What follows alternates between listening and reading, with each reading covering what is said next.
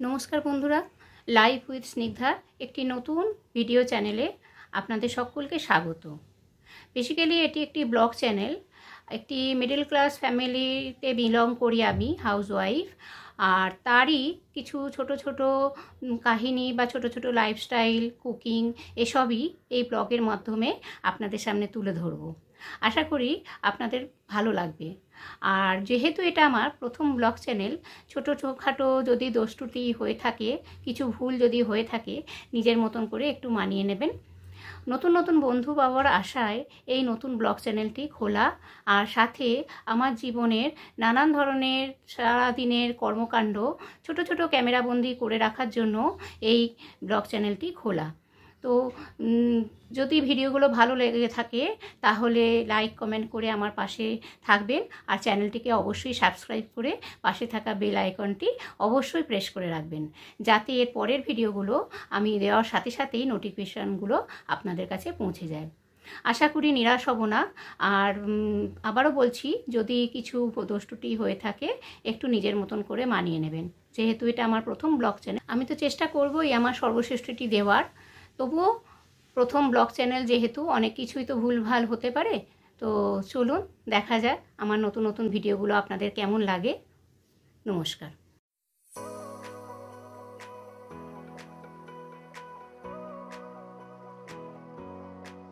শুভ সকাল বন্ধুরা, সবাই কেমন আছেন? আশা করছি সবাই খুব ভালো আছেন। আপনাদের আশীর্বাদে আমিও খুব ভালো আছি। এইটি আমার প্রথম ব্লগ। আর এই ব্লগের মাধ্যমে আমি আমার নানান ধরনের দৈনন্দিন কাজকর্ম আপনাদের সঙ্গে শেয়ার করব। আর প্রত্যেক দিনই মেয়েদের জীবনে নানান ধরনের কাজ থাকে, সে তো আমরা মেয়েরা ভালো মতনই জানি।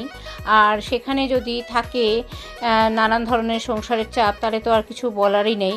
তার মধ্যে বাড়িতে মিস্ত্রি লেগেছে, দেখুন মিস্ত্রিরও কাজ চলছে। তাই জন্য কখন খাওয়া হয়, কখন রান্না হয়, কিছুই বুঝে উঠতে পারছি না। আমার একটিমাত্র ছেলে গ্র্যাজুয়েশন কমপ্লিট করে এখন বিজনেস করে। আর যেহেতু তার নাইট শিফটেই সমস্ত রকম কাজকর্ম হয়, তাই জন্য তাকে দিনের অনেকটা অংশ ঘুমিয়ে থাকতে হয়। তাই জন্য 1টা বেজে গেছে, তাতেও ছেলে উঠছে না বলে তাকে একটু ডাকাডাকি করলাম। যতক্ষণ ছেলে উঠছে না ততক্ষণ আমি আমার এই পুজোর জায়গাটা একটু পরিষ্কার করে নিলাম। দিনের এই বেশিরভাগ সময়টা কাজের মধ্যে থাকলেও না, এই জায়গাটা বা এই সময়টা যেন আমার একদম নিজের মনে হয়। যখন আমি পুজো করি তখন যে কী পরিমাণ শান্তি পাই, মন থেকে একটা পজিটিভিটি আসে, যার ফলে পুজোর সময়টা যেন মনে হয় আমার একান্তই নিজের। আমার পুজোর জায়গাটা দেখতেই পাচ্ছেন, খুবই ছোট। একটা ছোট আলমারির ওপরে মোটামুটি আমি ঠাকুর পেতেছি। বাড়িতে কনস্ট্রাকশনের কাজ চলছে, তো একটা ছোট ঠাকুর ঘর বানানোর ইচ্ছা আছে, দেখা যাক কি হয়। তো এখন আপাতত এই আলমারির মাথাটিকেই আমি নির্বাচন করেছি, যাতে ওর মধ্যে সমস্ত ঠাকুরকে আমি পেতে একটু পুজো করতে পারি। আর পুজো করতে আমার খুবই ভালো লাগে। আমার বিভিন্ন ধরনের ব্লগ ভিডিওতে এবারে আপনারা সেটা দেখতেই পাবেন। আর যাই হোক, ছেলে তো উঠে পড়লো, এবার বিছানাগুলোকেও তোলার ব্যবস্থা করি। খুব বেলা হলে না বিছানা তুলতে খুব বিরক্ত লাগে, কিন্তু কি করা যাবে, তার কাজটি এমনই যে তাকে রাত্রিবেলা একটু বেশি রাত্রির করেই জাগতে হয়, যার ফলে দিনের বেলা তাকে একটু ঘুমোতে না দিলে পরের দিন সেই রাত্রিবেলায় আর কাজটি করতে পারবে না। আর এখানে না আমি কতগুলো কমলা লেবুর খোসা জমিয়ে রেখেছিলাম একটু গুঁড়ো করব বলে। সেই গুঁড়ো করব করে আর করাই হয়ে ওঠে না। তা আজকে একটু হাত খালি ছিল, ভাবলাম আজকেই গুঁড়ো করে ফেলি। তারপরে একটা কি কাজ দেখছেন, কত মানি প্ল্যান্ট হয়েছে আমার বাড়িতে। যেহেতু কনস্ট্রাকশনের কাজ চলছে, তাই জন্য এই মানি প্ল্যান্টগুলো খারাপ হয়ে যাবার জন্য এগুলোকে একটা সাইডে অন্য একটা জায়গায় আমি রেখে দিয়েছি। তো সেইখান থেকেই ভাবলাম আজকে একটু হাতে টাইম আছে, তো এইগুলোকেই একটুখানি কাটাছেঁড়া করি। অনেক দিন ধরে এই গাছগুলো একদম শিকড়ে একদম টাইট হয়ে রয়েছে, যার ফলে গাছগুলো ঠিক মতন বাড়তে পারছে না। তো সেইগুলোকে এই সমস্ত কাটিং করে নতুন করে মাটি দিয়ে আবার সেগুলোকে বসিয়ে দেবো। এই কাজ করতে করতে না সেদিনকে আমার খেতে অনেকটাই বেলা হয়ে গেছিলো। কারণ এই গাছ নিয়ে বসলে না পাক্কা 2 ঘন্টা লাগে, তার আগে হতেই চায় না। দেখছেন এত টাইট হয়ে গেছে। এইটা হচ্ছে সেই গাছ একদম প্রথম থেকে, মানে যেটাকে বলে মাদার গাছ। এই মাদার গাছ থেকেই আমার এত গাছ হয়েছে কাটিং করে। আজ করব কাল করব করে করে না আর এই গাছটার প্রতি আর সেরকম যত্ন দেওয়া হচ্ছে না, যার ফলে আজকে ভাবলাম যে না একটুখানি টাইম আছে আজকে করে ফেলি। তারপরে আমার পতিদেবকে তো আগেই বললাম একটুখানি কড়াইশুঁটির কচুরি করব, আজকে একটুখানি ছাড়িয়ে রাখো, তো ওই হাত খালি পেয়েছিল সকালের দিকে একটু ছাড়াতে বসেছিল। শীতকালেতে কড়াইশুঁটির কচুরি আর সাথে যদি একটু শুকনো আলুর দম থাকে, আহা কি সুন্দর জমে যায় না ব্যাপারটা। তো তারই প্রিপারেশান চলছে। সারাদিনের এত কাজ করার পরেও ছেলেপিলের একটুখানি আবদার রাখতে হয়, কারণ আমরা যদি আবদার না রাখি বাইরে থেকে খাবার কিনে নিয়ে এসে খেয়ে ফেলবে, সেদিকেও ভয় থাকে। আর এইটা করলে কি হয়, তিনজনেই আমরা খেতে পারি, আর বাড়ির খাবার যেহেতু স্বাস্থ্যের পক্ষেও ভালো। তো সেই তারই প্রিপারেশান চলছে। প্রথমে একটু আলুর দম করে নিলাম, তবুও এই আলুর দম করতে করতে চিন্তা করছি যে ছেলেকে নিয়ে কদিন ধরেই বলছিল একটু ডাক্তারের কাছে যাবে, তো ওর যেহেতু জিম করে সেহেতু ওর নানান ধরনের খাবার একটা চার্ট থাকে, খুব কম এই সমস্ত খাবার দাবার ও খায়। তাই ভাবছি একদিন ওর সাথে সময় করে ও কোনো ডায়েটিশিয়ানের একটা খবর পেয়েছে তার কাছেই যাব। তো ডায়েটিশিয়ানের কাছে যাওয়া মানেই তো বুঝতেই পারছেন ডায়েট চার্ট যাভাবে করে দেবে এই ধরনের খাবার দাবার কিছুই খাওয়া হবে না। তো তাই আমি বললাম বাবু আজকের মতন খেয়ে নেই, আর এরপরে আবার খেতে পারবি কি না তার তো কোনো গ্যারেন্টি নেই, কারণ ডায়েটিশিয়ানদের একটা আলাদাই চার্ট থাকে, আমরা সেটা সবাই জানি।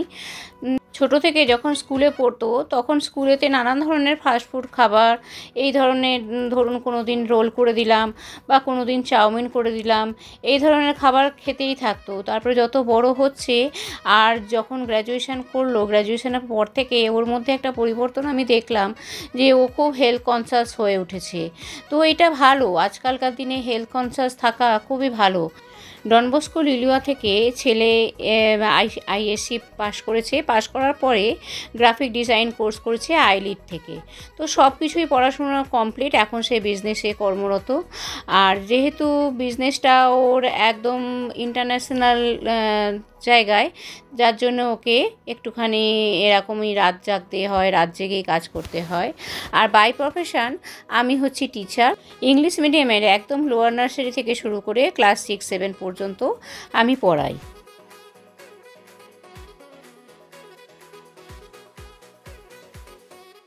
আমার জীবনের প্রতিটি মুহূর্ত ক্যামেরাবন্দি করতে আমার খুবই ভালো লাগে। কোনো ইন্টারেস্টিং ঘটনা বলুন বা কোনো ইন্টারেস্টিং পিকচার বলুন, আমি সঙ্গে সঙ্গে ক্যামেরাবন্দি করি। তো সেখান থেকে ভাবলাম কেননা আমার নিজের ডেলি লাইফের একটা ব্লগ ভিডিও চ্যানেল খুলে আমি ব্লগ ভিডিও বানানোর চেষ্টা করি। সবাই তো বানায়, সবাইকে দেখে বেশ ভালোই লাগে। যেহেতু এটা আমার প্রথম ব্লগ চ্যানেল আর প্রথম ভিডিও, কতটা আপনাদের সামনে প্রেজেন্ট করতে পারছি বুঝতে পারছি না, তাই কমেন্টের মাধ্যমে অবশ্যই জানাবেন যে আপনাদের কেমন লাগলো। আর যদি কিছু ভুল ত্রুটি হয়ে থাকে সেটিও অবশ্যই কমেন্টের মাধ্যমে জানাবেন, পরবর্তীতে আমি সেটি ঠিক করে নেওয়ার চেষ্টা করব। তো এই কথা বলতে বলতে দেখুন আমার রাতের খাবার এই প্রায় তৈরি হয়ে যাচ্ছে। পুরিগুলোকে আমি এইভাবেই তৈরি করে নিলাম। আর এরা না আবার খুব একটা ওই তেলের জিনিস খেতে চায় না, এদের খাওয়া না ভীষণ ঝামেলা। আর এরা না এই ধরনের সাদা ময়দার পুরি বা তেল জাতীয় ভাজাভুজি খুব কমই পছন্দ করে, ছেলে আর ছেলের বাবা দুজনেই। তবুও মাঝে মাঝে ছেলের আবদার রাখতে হয়। আর সবথেকে বড় কথা কী জানেন তো, আমার নিজেরও এই ধরনের খাবার খেতে খুবই ভালো লাগে, যার ফলে সময় না পেলেও একটু সময় বার করে নিয়ে করার চেষ্টা করি। আর এই শীতকালটাই তো খাবো, তাই না? এরপরে তো নানান ধরনের ওই কুমড়ো, পটল এইসবের দিন তো চলেই আসছে। এখন শীতকালে নানান ধরনের সবজি, বাজারে কত রকমের সবজি উঠেছে, খেয়ে কত সুখ। কিন্তু ওই খাওয়ার মধ্যে আবার অনেক ধরনের রেস্ট্রিকশান থাকলে সেখানে খেয়ে কোনো মজা নেই। এই যেমন ধরুন না, এই সাদা ময়দা তো আমাদের জন্য করলাম, আর ওর বাবার জন্য আবার করে দিলাম আটার মধ্যে দিয়ে করে দিতে হলো। সেখানেও আবার তেল চলবে না, ওই সেকে সেকে মোটামুটি করে আর কি রুটির মতন সেকে সেকে দিতে হলো। তাও ভালো লাগে, খারাপ লাগে না, বেশ সুন্দরই লাগে, বেশ পুরির মতন। অনেকেই তো খায় এরকম। আর তেলে ভাজা জিনিস খুব একটা বেশি আমরা খাই না যদিও, তবু মাঝে মাঝে তো খেতে ইচ্ছা করে। তো প্রথমে কয়েকটা ওই একটু শাঁখা শাঁখা মতন করে নিলাম, কেননা ও যদি তেল দিয়ে দিই সেখানে তেল বেশি হয়ে গেলে সে আবার খেতে চাইবে না। আর তারপরেরগুলো আবার এরকমভাবে তেলের মধ্যে দিয়ে ভেজে নিচ্ছি। আর অল্পই তেল দিই, খুবই সামান্য তেল দিই, তাতেও সেই তেলের কিছু খাবে না। এই রকম একটা ব্যাপার চলতে থাকে। তো যার জন্যই আমার করতে খুবই বিরক্ত লাগে বলে কড়া প্রায় এখন উঠেই গেছে, কড়া ছেড়েই দিয়েছি।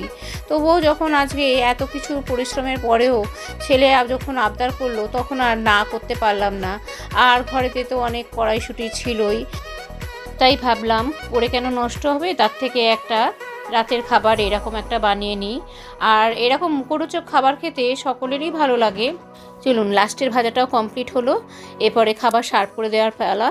আর রাত না অনেকটাই হয়েছে, আর আজকে সারাদিন এত পরিশ্রম হয়েছে যার ফলে ক্লান্তিতে আমার ঘুমও চলে আসছে। তো ওদেরকে আগে খেতে দিয়ে দিলাম, ছেলে আর ওর বাবাকে বললাম তোরা আগে বসে পড়, তারপরে আমি নেব। তো যাই হোক, এটাই তার প্রিপারেশান চলছে, দুজনে খেতে খেতে গল্পও করছে, আর এরপরেই আমি বসে পড়ব। তো যাক গিয়ে, রাত তো অনেকটাই হয়েছে। চলুন, আজকের মতো ব্লগটি এখানেই শেষ করলাম। ব্লগটি কেমন লাগলো তা কমেন্টের মাধ্যমে অবশ্যই জানাবেন, আর ভালো লাগলে একটা লাইক করে দেবেন। আবারও বলছি, এটি আমার প্রথম ব্লগ, তাই ব্লগটি কেমন লাগলো তা কমেন্টের মাধ্যমে অবশ্যই জানাবেন, এই আশায় থাকলাম। ফিরে আসছি নতুন একটি ব্লগে।